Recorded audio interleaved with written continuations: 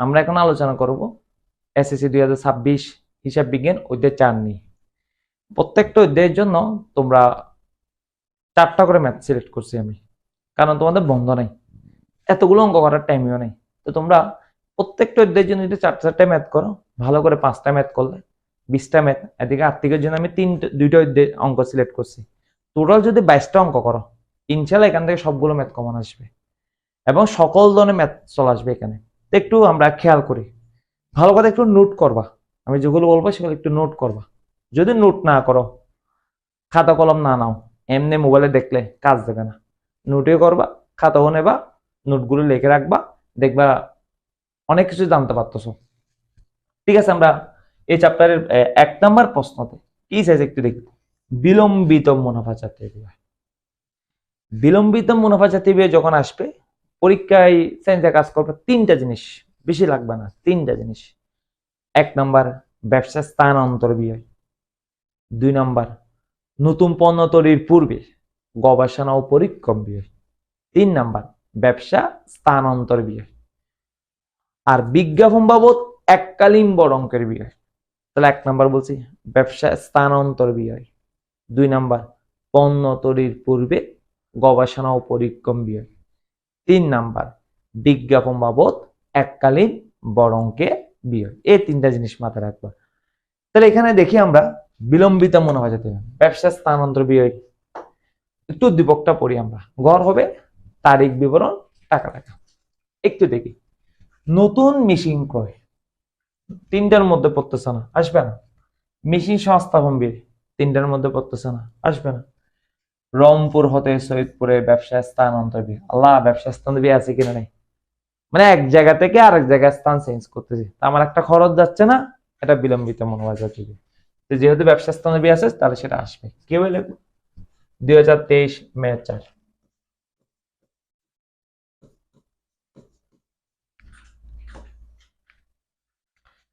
এখানে তোমরা চাইলে সম্পূর্ণ লাইনটাও লিখতে পারো, আবার সংক্ষেপে ব্যবসা স্থানান্তর ব্যয় লিখতে পারো।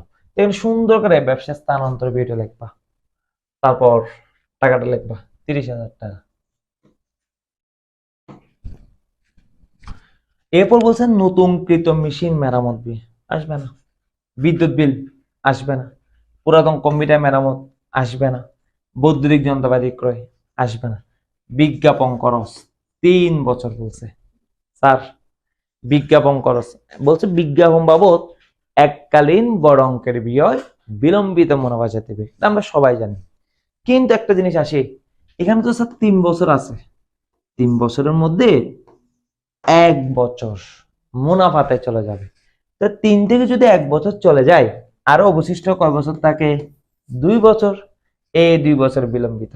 এই 2 বছর কি, যদি 5 বছর থাকতো স্যার, তাহলে অবশ্যই 1 বছর মুনাফাতে চলে যেত। তাহলে আরো অবশিষ্ট কয় বছর আছে? 4 বছর, সেটা হলো বিলম্বিত। তাহলে এখানে যত বছর থাকবে সেখান থেকে 1 বছর বাদ দিয়ে অবশিষ্ট টাকা হলো বিলম্বিত। তাহলে আমরা এইভাবে লিখবা 24 তারিখ, সুন্দর করে লিখবা বিলম্বিত মুনাফা জাতীয় ব্যয়, বিলম্বিত বিজ্ঞাপন। তাহলে 36,000 আছে, উপরে 36,000 কে যেহেতু 3 বছর বলছে 3 দ্বারা ভাগ করবো। 3 থেকে 1 চলে গেলে কয় বছর থাকে? 2 বছর, এটা বিলম্বিত। 36,000 কে 3 দ্বারা ভাগ করলে 12,000, 2 দ্বারা গুণ করলে 24,000।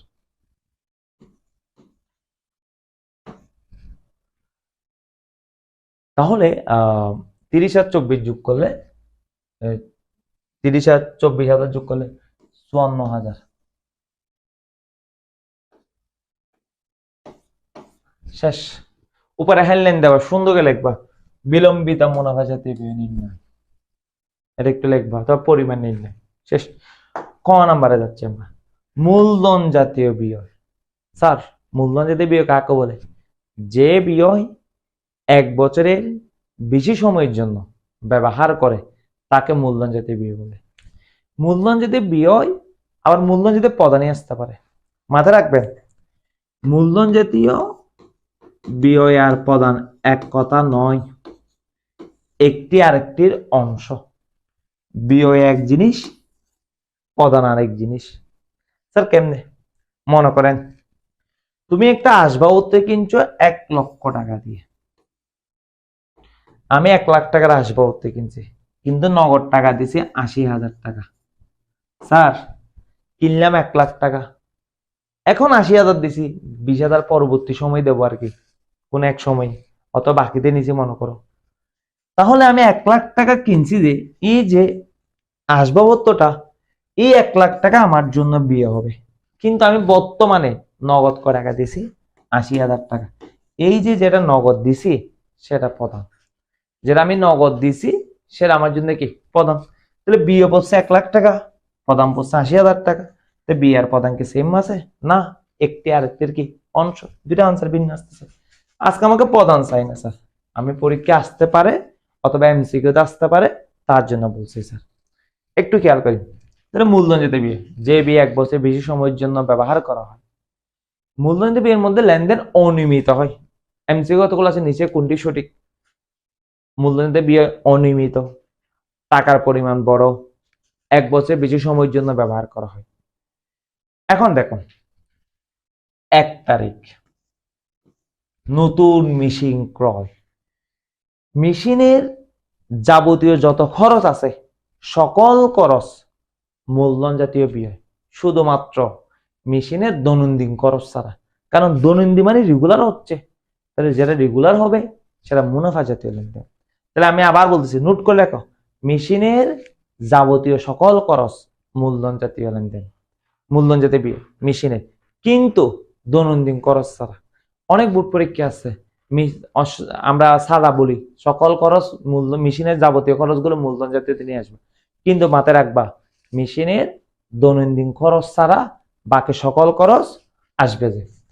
তাহলে এখানে মেশিন করে এখানে আমরা লিখবো 2023 মেয়ার নতুন মেশিন ক্রয়, সুন্দর করে লিখবা। আমার লেখা খারাপ এই জন্য লিখতেছি না, যে কিন্তু বোঝার চেষ্টা করবা। 1 লাখ টাকা, এখানে 1 লাখ টাকা লিখলাম। নতুন মেশিন সংস্থাপন ব্যয়, মেশিনের সকল খরচ মূলধন যেতে ব্যয় বলছিলাম 2 তারিখ, তাহলে এখানে লিখবা নতুন মেশিন সংস্থাপন ব্যয় কত? 8,000 টাকা। এরপরে রংপুর হতে সৈয়দপুরে ব্যবসা স্থান, আল্লাহ এটা তো বিলম্বিত চলে গেছে, আমাকে মূলধন চাইছে, আসবে না। নতুন মেশিন মেরামত ব্যয়, তাহলে নতুন মেশিন বলছে কিনা বলে নাই স্যার, তাহলে এটাই মূলধন যেতে লেনদেন। 8 তারিখ নতুন মেশিন মেরামত ব্যয় 6,000 টাকা। বিদ্যুৎ বিল মাসামাসি দিতে হয়, এটা মুনাফা, আসবে না। পুরাতন, আল্লাহ পুরাতন কোনো কিছু নষ্ট হলে সেটা কোনো গ্যারান্টি দেয়? আজকে ঠিক করছো, কালকে ভুল হয়ে যেতে পারে, নষ্ট হয়ে যেতে পারে, সেটা কোনো গ্যারান্টি নেই, যার কারণে এটা মুনাফাতে চলে যাবে। পুরাতন বলছে এই জন্য, যদি নতুন বলতো 1 বছর গ্যারান্টি দিত তাহলে সেটা মূলধনে যেত, এখন আসবে না। বৈদ্যুতিক যন্ত্রপাতি ক্রয়, আল্লাহ যন্ত্রপাতি কি রেগুলার কিনি নাকি একটা কিনলে অনেক বছর চলে যায়, অনেক বছর যায়, তাহলে সেটা মূলধন। 20 তারিখ, এখানে 20 তারিখ লিখবো, এখানে লিখবে বিবরণ করে বৈদ্যুতিক যন্ত্রপাতি ক্রয় 40,000 টাকা। এখন দেখি বিজ্ঞাপন খরচ প্রদান, এটা মুনাফা, আসবে না। এখন আমরা এগুলো যোগ করব, তাহলে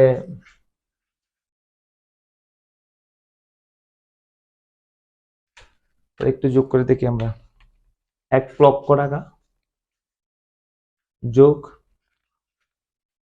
8,000 টাকা যোগ 6,000 যোগ 40,000 যোগ করলে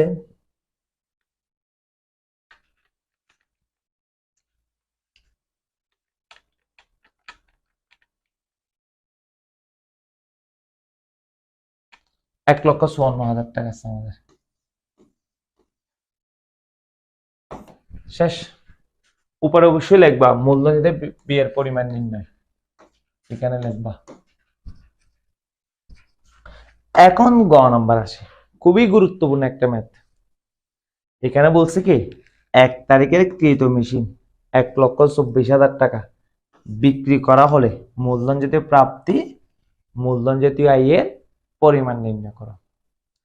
স্যার মাথায় রাখবা মূলধন জাতীয় প্রাপ্তি আর মূলধন জাতীয় আয় এক কথা নয়, একটি আরেকটির অংশ। একটু খেয়াল করি স্যার, আমি একটা উদাহরণ মাধ্যমে বোঝাচ্ছি, খেয়াল করো। মনে করো তুমি একটা সাইকেল কিনছো 10,000 টাকা দিয়ে, ভালো কথা, একটু সংস্থাপন করছো, একটু আপডেট করছো, রংমং করছো, সুন্দর করছো। সংস্থাপন করতে তোমার সাইকেলের পিছনে খরচ গেছে 2,000 টাকা, সাইকেলের পিছনে। তো 10,000 আর 2,000 যদি যোগ করি, আমার এই সাইকেলের জন্য খরচ হচ্ছে 12,000 টাকা। যেটা খরচ হয়েছে সেটা হলো ক্রয় মূল্য, মানে সম্পত্তির টোটাল খরচগুলো যোগ করলে ক্রয় মূল্য বাইর হবে। তাহলে এই সাইকেলের টোটাল খরচ আমার 12,000 টাকা। আমি আমার বন্ধুকে বলো, প্রতিবেশী বলো, কোন একজন ব্যক্তিকে 15,000 টাকা দিয়ে বিক্রি করছি, তাহলে যেটা বিক্রি করছি সেটা হলো বিক্রি মূল্য। এখন মাথায় রাখবেন, যারা বিক্রি করবে সেটা হলো প্রাপ্তি। যেটা বিক্রি করে আমি নগদ টাকা পাবো সেটা হলো প্রাপ্তি। এখন দেখো তো, বিক্রয় মূল্য থেকে ক্রয় মূল্য বাদ গিয়ে আমার 3,000 টাকা লাভ হয়েছে। বিক্রয় মূল্য থেকে ক্রয় মূল্য বাদ গিয়ে আমার 3,000 টাকা লাভ হয়েছে। যেটা লাভ হয়েছে সেটা হলো আমার জন্য আয়। তো একটা একদম সহজভাবে বুঝবা, যেটা বিক্রি করবে, বিক্রি মূল্য মানে প্রাপ্তি। তাহলে বিক্রয় মূল্য থেকে কি মূল্য বাদ যাবে? অবশ্যই ক্রয় মূল্য বাদ যাবে। বিক্রয় মূল্য থেকে ক্রয় মূল্য বাদ গেলে আয় বাইরে হবে। আমরা কিভাবে লিখবো একটু দেখি। প্রথমে প্রাপ্তি চাইছে, একটু লিখবো মূলধন জাতীয় প্রাপ্তি।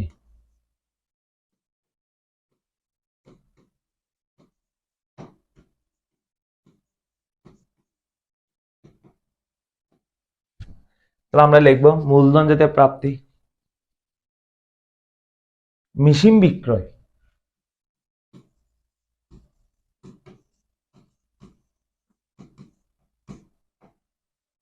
মেশিন বিক্রয় কত দিয়ে করছে? 1,24,000। সুতরাং মেশিনের বিক্রি মূল্য,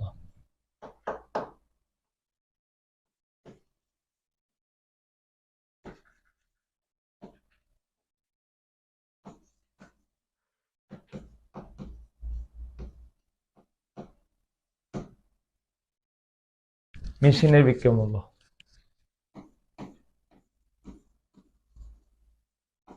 তাহলে আপনাদেরকে কি বলছিলাম, বিক্রয় মূল্য থেকে কি মূল্য বাদ যাবে? মেশিনের ক্রয় মূল্য। তাহলে কয় তারিখের মেশিন বলছে? 1 তারিখের। আমরা লিখবো মাইনাস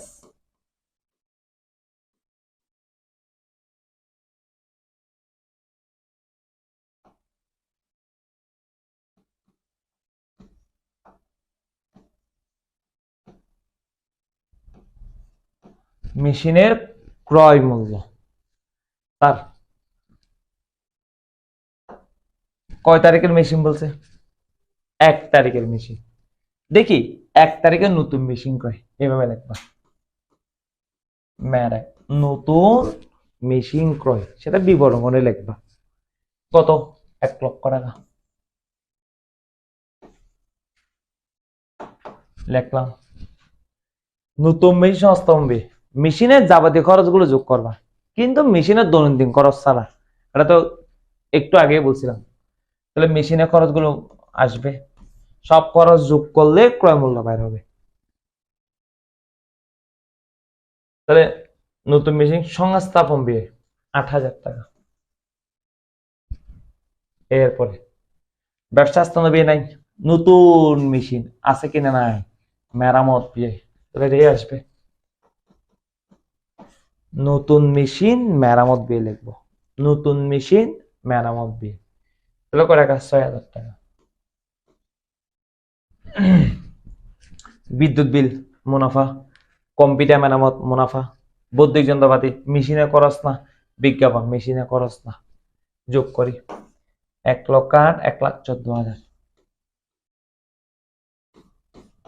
তাহলে এটা থেকে এটা যদি চলে যায়, তাহলে আমার 10,000 টাকা লাভ হয়েছে।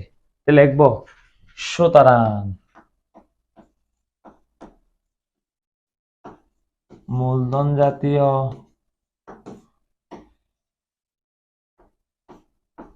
আয়। তাহলে বিক্রি মূল্য থেকে ক্রয় মূল্য বাদ গেলে মূলধন জাতীয় আয় বাইর হবে। তাহলে 1 নম্বর শেষ আমাদের সৃজনশীল। 2 নম্বর, এখানে বলছে বিলম্বিত মুনাফা জাতীয় ব্যয়। কি ব্যয়? শুরুতেই বলছিলাম বিলম্বিত মুনাফা জাতীয় ব্যয় তিনটা: ব্যবসা স্থানান্তর ব্যয়, পণ্য তৈরির পূর্বে গবেষণা ও পরীক্ষণ ব্যয়, বিজ্ঞাপন বাবদ এককালীন বড় অঙ্কের ব্যয়। এখন দেখি আমরা বিলম্বিত মুনাফা জাতীয় ব্যয়। আজকে যেহেতু তারিখ নাই, বিবরণ টাকা টাকা লিখতাম। তারিখ যদি থাকতো, তারিখ বিবরণ টাকা টাকা লিখতাম। এখন খেয়াল করি আমরা সবাই। বিলম্বিত মূলধন আনে না, মুখস্থ করিনি।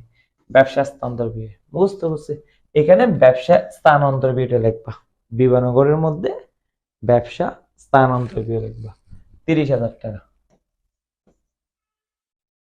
এরপরে যন্ত্রপাতি ক্রয় আসবে না, শিক্ষা নামে সালামি না, ব্যাংক থেকে ঋণ গ্রহণ না, পণ্য বিক্রয়, ঋণের সুদ, আয়কর, পণ্য ক্রয়, উত্তোলন, পণ্যের গবেষণা ব্যয় আছে। নতুন পণ্যের, এখানে লিখবা নতুন পণ্যের গবেষণা ব্যয় 25,000 টাকা। তো দুটো যোগ করলে 55,000 টাকা। শেষ। তাহলে বিলম্বিতের মধ্যে কি বলছি? তিনটা জিনিস, আজকে তিনটার মধ্যে দুইটা আসতেছে, দুইটা লিখলাম। শেষ। খ নাম্বারে যাই আমরা। এখানে একটা প্রশ্ন বলছে, প্রশ্ন যদি কোডিং হয় এই ধরনের ম্যাথটা আসবে, আর যদি প্রশ্ন সহজ হয় তাহলে ওই 1 নাম্বার প্রশ্নটাই আসবে।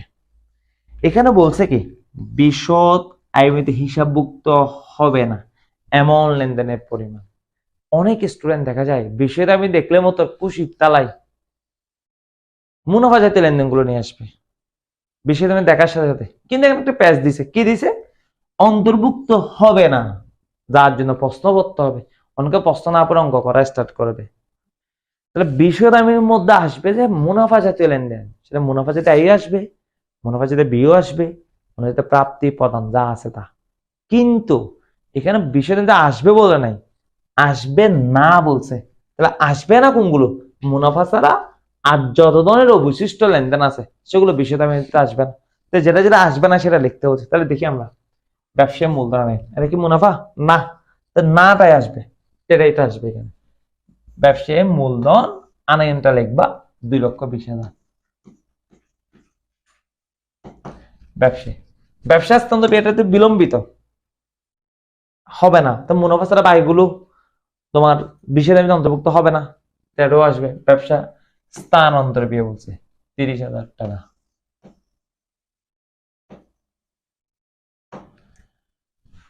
বৈদ্যুতিক যন্ত্রপাতি ক্রয়, স্যার এটা মূলধন, মূলধন তো বিষয়টা আসবে না, তো যেটা আসবে না সেটা বলছে। এখানে লিখবা বৈদ্যুতিক যন্ত্রপাতি ক্রয় কত? 1,20,000। শিক্ষা নামে সালামে কিন্তু মুনাফা, এটা বিষয় কিন্তু আসবে, তাই এখানে লিখবো না, কারণ এখানে আসবে চাই না, আসবে না বলছে। ব্যাংক হতে ঋণ গ্রহণ, এটা মূলধন জাতীয় প্রাপ্তি, এটা মূলধন জাতীয় প্রাপ্তি, এটা তো আসবে না। এখানে লিখবো ব্যাংক হতে ঋণ গ্রহণ, ব্যাংক হতে ঋণ গ্রহণ, এখানে 1,00,000 টাকা লিখবা। এরপরে পণ্য বিক্রয়, এটা মুনাফা, এটা আসবে। ঋণের সুদ, মাসে মাসে ঋণের সুদ দিতে হয়, এটা মুনাফা। আয়কর মানে উত্তোলন, আয়কর মানে উত্তোলন। মালিক কর্তৃক নিজ প্রয়োজন ব্যক্তিগত আয়কর, জীবন প্রিমিয়াম, ছেলে মেয়ের স্কুল কলেজের বেতন প্রদান, অথবা দোকান থেকে অথবা প্রতিষ্ঠান থেকে নিজের জন্য কোনো কিছু নিলে সেটা হলো উত্তোলন। সেটা হলে কি? তাহলে আয়কর মানে উত্তোলন। নোট করিও যারা জানো না তারা। আমি আবার বলতেছি, উত্তোলন 2 প্রকার: ব্যক্তিগত প্রয়োজন উত্তোলন, ব্যবসা প্রয়োজন উত্তোলন। ব্যক্তিগত প্রয়োজন উত্তোলন কোনগুলো? মালিক কর্তৃক নিজ প্রয়োজন ব্যক্তিগত আয়কর প্রদান, জীবন প্রিমিয়াম, ছেলে মেয়ের স্কুল কলেজের বেতন প্রদান, অথবা নিজের জন্য দোকান থেকে অথবা প্রতিষ্ঠান থেকে কোনো কিছু নিলে সেটাই উত্তোলন। স্যার তাহলে উত্তোলন তো তোমার বিষয়ের মধ্যে আসে না, এখানে লিখবা আয়কর প্রদান, এখানে আয়কর প্রদান লিখবো 15,000 টাকা। পণ্য ক্রয়, এটা মুনাফা আসবে। উত্তোলন মুনাফা, উত্তোলন সরি, মালিকানা সত্ত্ব তো আসে না, এটা লিখতে হবে। উত্তোলন লিখবে এখানে 10,000। স্যার, নতুন পণ্যের গবেষণা তো বিলম্বিত, তো বিলম্বিত তো বিষয়টা কিন্তু আসে না, তো যেহেতু আসে না সেটা লিখতে হবে এখানে। লিখবা নতুন পণ্যের গবেষণা দিয়ে, নতুন পণ্যের গবেষণা দিয়ে 25,000 টাকা। এখন আমরা যোগ করব 2,20,000 যোগ 30,000 যোগ 1,20,000 যোগ 1,00,000 যোগ 15,000 যোগ 10,000 যোগ 25,000, তাহলে 5,20,000 টাকা আনসার আমাদের। তারপরে তোমরা একটু যোগ করে দেখিও, হয়তো জিরো একটা বেশি পড়তে পারে, কমিয়ে পড়তে পারে, তোমরা একটু দেখবা। তারপর আমি আরেকবার চেক করে দেখি, 2,20,000 যোগ 30,000 1,20,000 যোগ 1,15,000 যোগ 10,000 যোগ 25,000, ঠিক আছে, 5,20,000 টাকা। ওকে, তাহলে আমরা এখন গ নম্বরে যাব।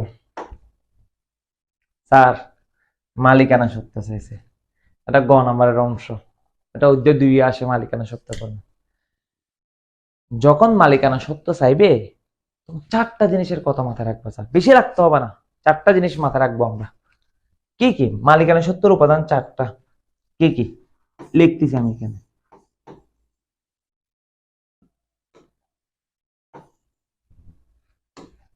উপাদান 4টা। মূলধন তোমরা লিখতে পারো, যাদের জানা আছে তারা না লিখতে চলবে, যোগ আয় মাইনাস ব্যয় মাইনাস উত্তোলন। কিন্তু এই যে এখানে আয় ব্যয় আছে, এই আয় ব্যয় মানে মুনাফা জাতীয় আসবে। এই আয় ব্যয় মানে কি? মুনাফা জাতীয় আসবে।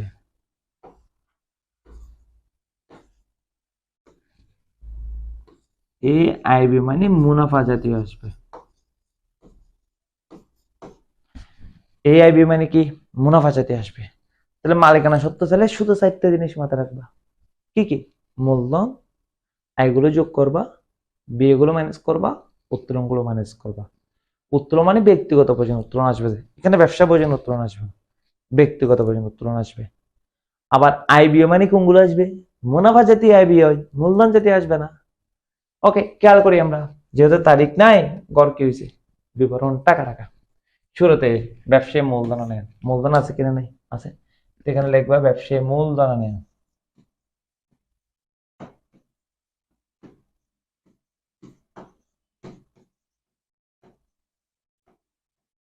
তাহলে ব্যবসায়ী মূলধন নেন 2,20,000 টাকা। স্যার, ব্যবসা স্তম্ভ ব্যয়, এই 4টার মধ্যে ব্যবসা স্তম্ভে বিলম্বিত চলে গেছে, এখানে আছে যে মুনাফা জাতীয়, এটা কি আসবে? আসবে না। বৈদ্যুতিক যন্ত্রপাতি ক্রয়, অনেকে ক্রয়টাকে বিয়ে মনে করে মাইনাস করে দেবে, কিন্তু বলে দিছি বৈদ্যুতিক যন্ত্রের মূলধন কি স্যার? মূলধন। এখানে আইবি এর মধ্যে কোনগুলো আসে? মুনাফা জাতীয়, আজকে আসবে না। অনেক স্টুডেন্ট এটা বিয়ে হিসেবে মাইনাস করে দেবে, আপনারা করবেন না, মাথায় রাখবেন। আইবি মানে মুনাফাগুলো আসবে কোথায়? মালিকানা সত্ত্বের মধ্যে। আর মালিকানা সত্ত্বে আবার সত্ত্বাধিকারী নামে আসতে পারে, মাথায় রাখবেন। শিক্ষানবিশ সালামি, এটা আমার জন্য আয়। শিক্ষানবিশ সালামি মানে কি? কোন একটা কাজ শিখবো, তার বিরুদ্ধে আমি টাকা পাবো। সারা ট্রেনিং এ যাই, সারা ট্রেনিং এ যে শিখতে যাই, যে প্রশিক্ষণ নিতে যাই, সারা আবার ট্রেনিং শেষ করে টাকাও পায়, শিখতেছেও টাকাও পাচ্ছে, এটা হলো সালামি। তো তার জন্য আয়, যেহেতু আয় সেটা আমরা যোগ করবো, এখানে আমরা লিখবো শিক্ষানবিশ সালামি।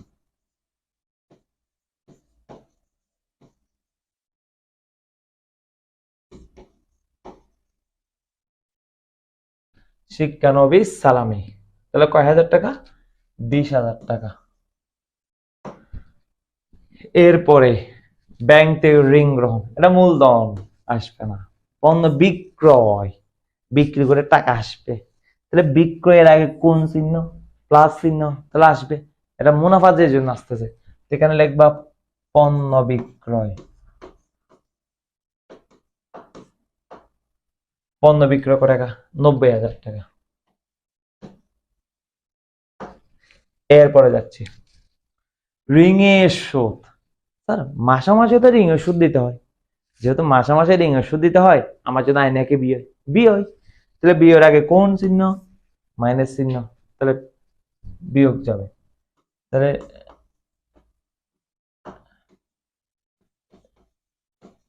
ঋণের সুদ প্রদান, ঋণের সুদ প্রদান কয় হাজার টাকা? 12,000 টাকা।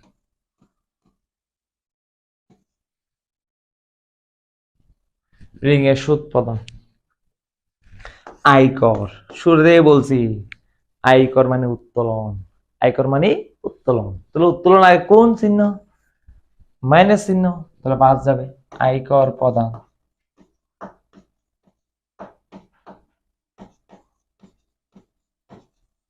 আয়কর প্রদান কত? 15,000 টাকা। ক্রয়, এটাও বি আমার জন্য, তাহলে পণ্য ক্রয় 4,000 টাকা।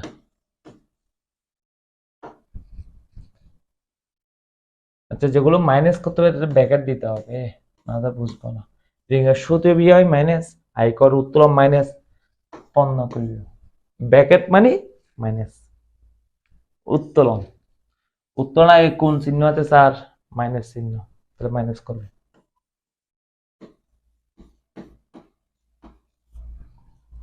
উত্তোলন 10,000। পণ্যের গবেষণা ব্যয়, এটা বিলম্বিত, এখানে কি বিলম্বিত কাজ আছে? নাই, তো এটা আসবে না। যোগ বিয়োগ করে যেটা আসবে সেটাই কি? তাহলে মালিকানাত্ব মানে কি বলছি? মূলধন যোগ আয় মাইনাস ব্যয় মাইনাস উত্তোলন। তো আমরা করি 2,20,000 যোগ 20,000 যোগ 90,000 মাইনাস 12,000 মাইনাস 15,000 মাইনাস 60,000 মাইনাস 10,000, তাহলে 2,33,000।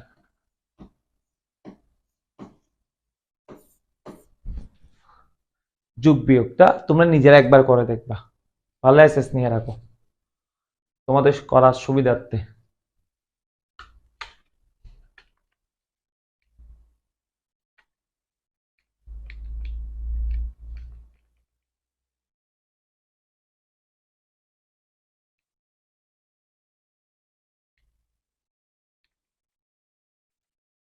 দুই লক্ষ 33,000।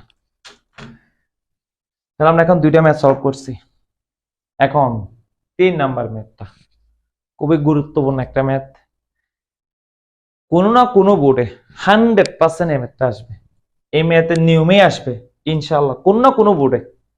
তোমরা দেখবা সবাই 100% দিছি, একদম 100% ইনশাল্লাহ কোনো না কোনো বোর্ডে আসবে। এখন দেখি মূলধন জাতীয় প্রাপ্তি চাইছে। স্যার মূলধন জাতীয় প্রাপ্তি বেশি কিছু জানতে হবে না, 4টা জিনিস মাথায় রাখবেন, শুধু একটু নোট করেন। 1 নাম্বার ব্যবসা স্থানান্তর ব্যয়। আবার বলতেছি, ব্যবসা মূলধন জাতীয় প্রাপ্তি হলে 4টা জিনিস মাথায় রাখবেন, 4টা জিনিস। 1 নম্বর হলো ব্যবসায়ী মূলধন আনায়, ব্যবসায়ী মূলধন আনায়। 2 নম্বর হলো ব্যাংক হতে ঋণ গ্রহণ, ব্যাংক হতে ঋণ গ্রহণ।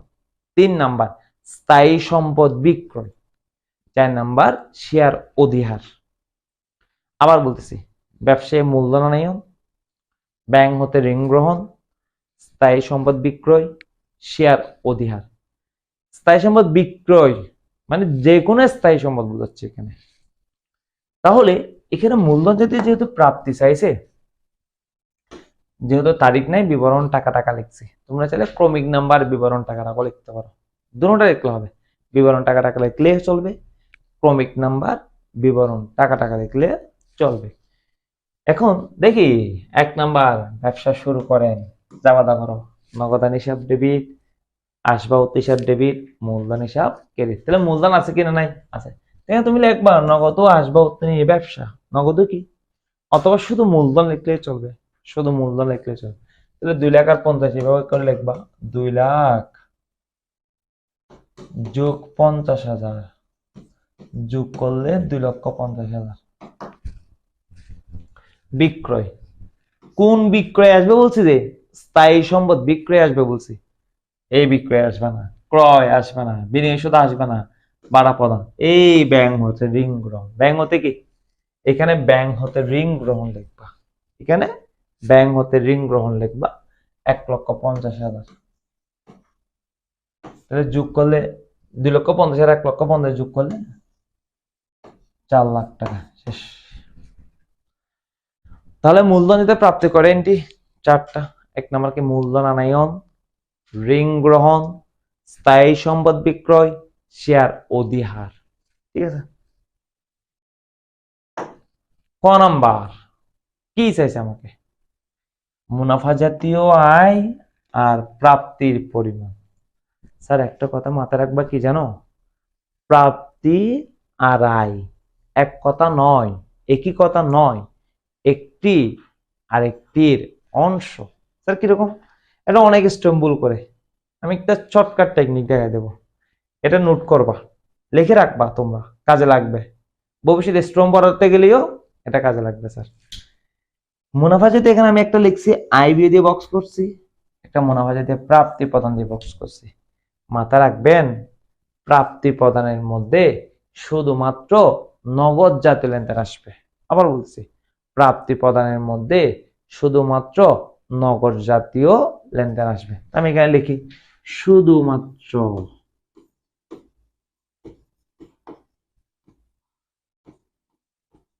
নগদ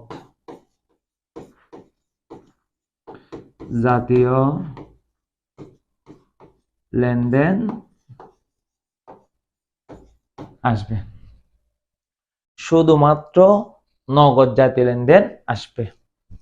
আর এখানে মুনাফা জাতীয় আয় ব্যয়ের মধ্যে নগদ আসবে প্লাস বাকি জাতীয় লেনদেনে আসবে, মানে নগদই আসবে বাকি জাতীয় আসবে। মাথায় রাখবা, মাইনাস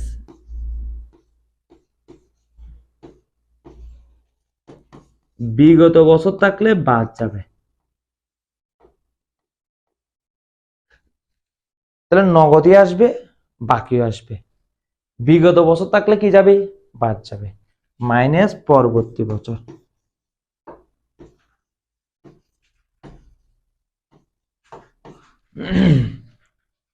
তাহলে মুনাফা যেতে আয় ব্যয়ের মধ্যে কি বলছে বলো, নগদও আসবে বাকিও আসবে, বিগত বছর পরবর্তী বছর কি যাবে, বাদ যাবে।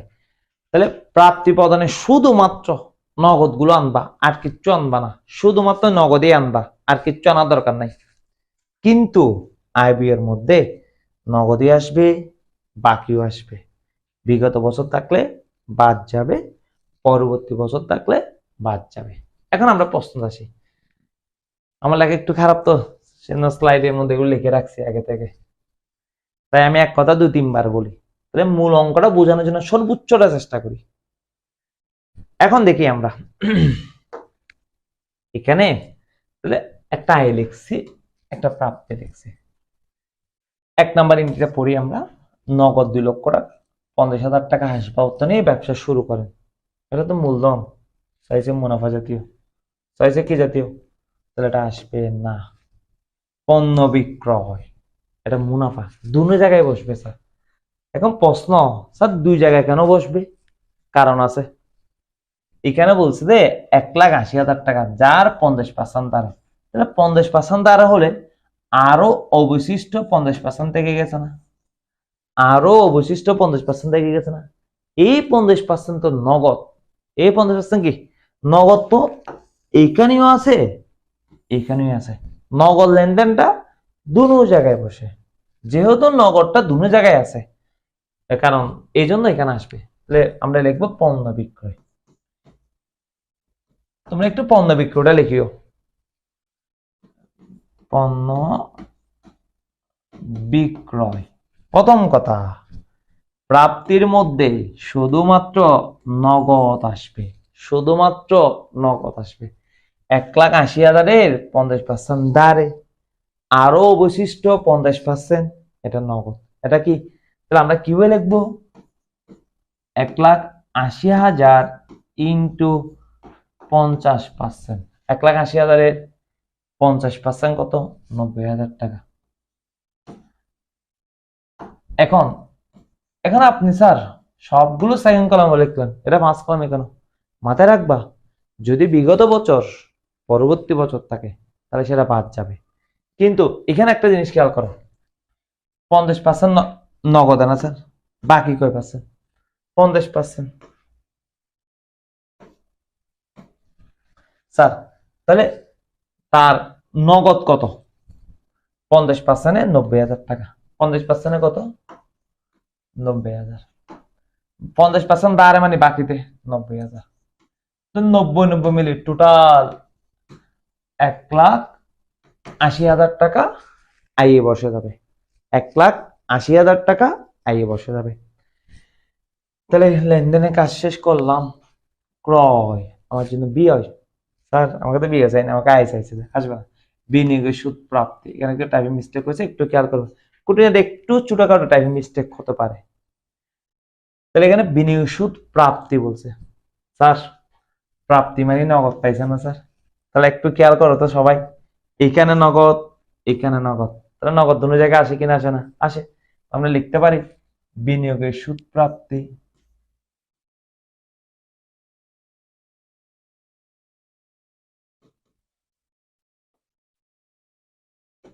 বিনিয়োগের সুদ এখানে লিখবো।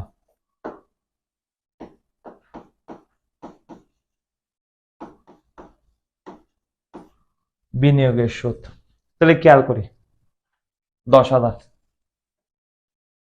এখানে 10,000, এখানে 10,000, 3,000 টাকা বিগত বছর বলছে। তাহলে প্রাপ্তির মধ্যে নগদ দিয়ে কাজ শেষ। যেহেতু নগদ দিয়ে কাজ শেষ, সেহেতু এই টাকাটা এইখানে লিখে দেব, কারণ প্রাপ্তির মধ্যে নগদ দিয়ে কি শেষ? কাজ শেষ। কিন্তু আয় ব্যয়ের মধ্যে নগদ বাকি তো আসবে, যদি বিগত বছর থাকে বাদ যাবে, পরবর্তী বছর থাকলে কি বাদ যাবে। তা আমরা আজকে দেখো প্রশ্নের মধ্যে দেখো 3,000 টাকা বিগত বছর বলছে, মাইনাস বিগত বছর 3,000 টাকা। 10 থেকে 3,000 গেলে কত? 7,000। তাহলে এখন দেখো 1,80,000 আর 7, আত্মনায় ব্যাংক হতে ঋণ গ্রহণ আসবে না। 1,80,000 আর 7,000 যোগ করলে 1,87,000, আর এখানে 90 আর 10,000 যোগ করলে 1,00,000 টাকা। শেষ। তাহলে আমাদের 3 নাম্বার অঙ্ক শেষ। এখন দেখি গ নাম্বার, মুনাফা যেতে ব্যয় আর প্রদান। তাহলে ব্যয় আর প্রদান কি কথা নয়? এক কথা নয়, একটি আরেকটির কি অংশ। ব্যয়ের প্রদানের মধ্যে শুধুমাত্র নগদ আসবে, যে আর কিছু আসবে না। কিন্তু ব্যয়ের মধ্যে নগদে আসবে, বাকিও আসবে, বিগত থাকুক পরবর্তী থাকুক বাদ যাবে। একটু আগে বলছিলাম আমি। তাহলে আমরা লিখি মুনাফা যেতে ব্যয়ের মধ্যে কোনটা কোনটা আসে দেখি। এটা তো প্রাপ্তি আসবে না, বিক্রয় আসবে না, ক্রয় দুটো জায়গায় বসবে। এখানে লিখবো পণ্য ক্রয়, এইখানে লিখব পণ্য ক্রয়। স্যার প্রদানের মধ্যে শুধুমাত্র নগদ আসবে, কয় পার্সেন্ট নগদ দিচ্ছে? 40%। তাহলে একটু খেয়াল করি আমরা, এই 1,00,000-এর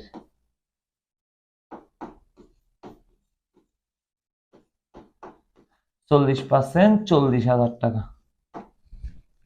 কিন্তু বিয়ের মধ্যে এর আগে বলছি নগদে আসবে, বাকিও আসবে। তার 50% নগদে, আরো 60% থেকে গেছে না? এই 60% তো বাকিতে।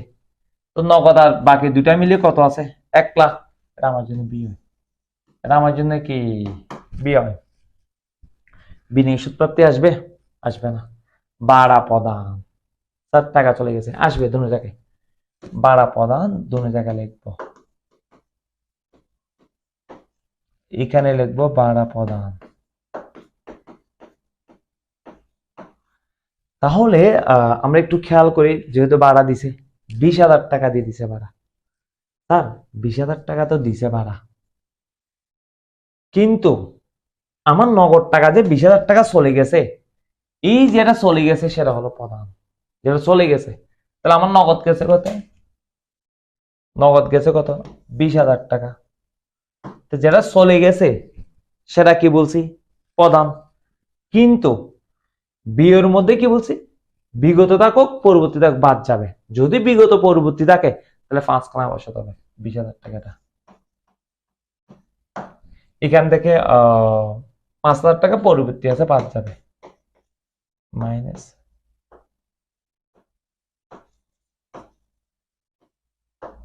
পরবর্তী বছর 5,000 টাকা। তাহলে এখানে 15,000 টাকা বসবে, রিং গ্রহণ আসবে না, শেষ। তাহলে এখন যোগ করি, 1,15,000 আর এখানে 60,000। স্যার যদি পার্থক্য চাই, একটা থেকে একটা বাদ যাবে, মোট সালে যোগ করো।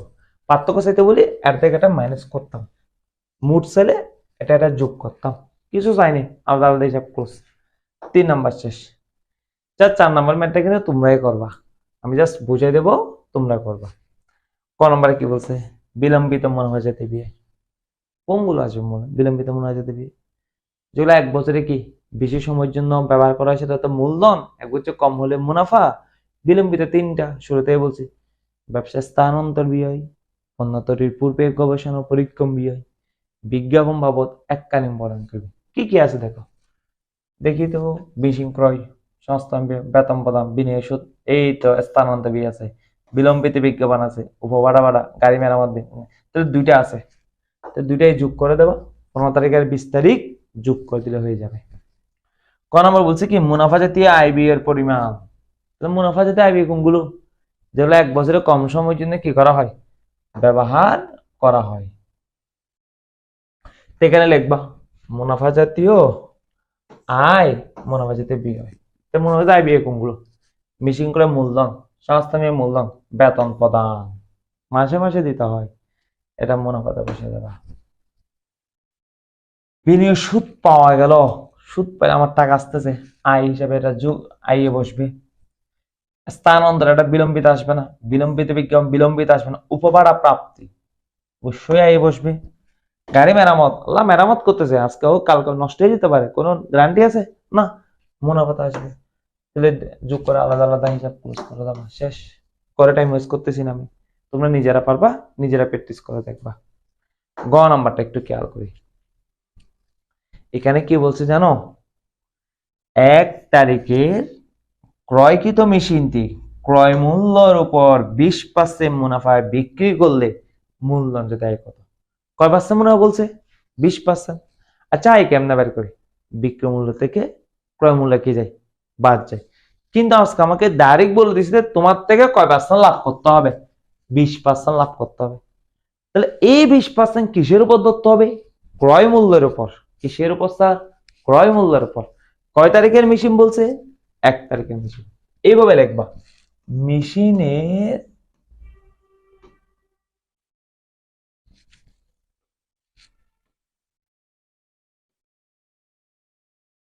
মেশিনের ক্রয় মূল্য লিখবা।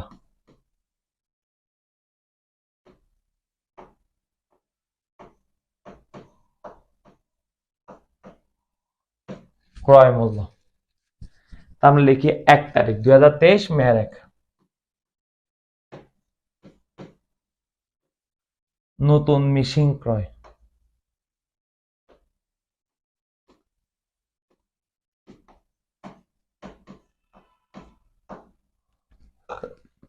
৳50,000। আবার বলছে নতুন মেশিন সংস্থাপন ব্যয় 8 তারিখ, নতুন মেশিন সংস্থাপন ব্যয়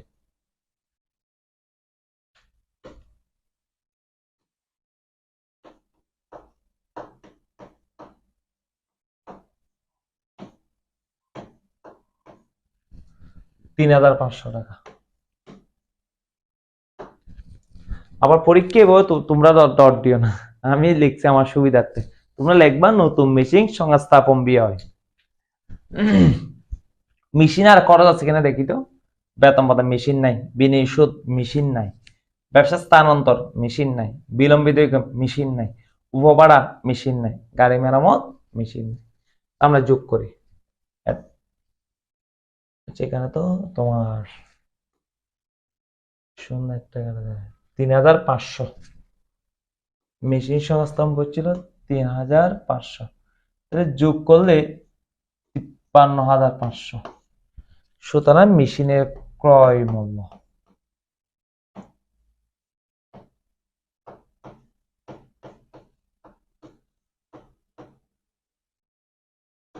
ক্রয় মূল্য, আমাকে তো ক্রয় মূল্য চাই নাই, আমাকে মূলধন জাতীয় আয় চাইছে, লিখতে হবে।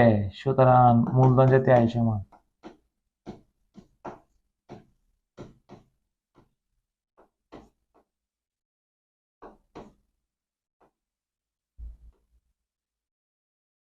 তাহলে কয় পার্সেন্ট লাভে বলছে?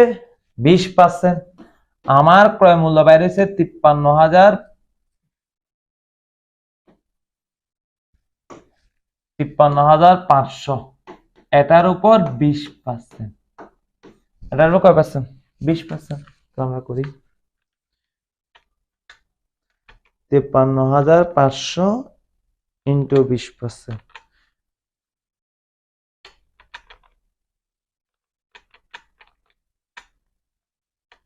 তাহলে 10,700। এটা আনসার আমাদের 10,700।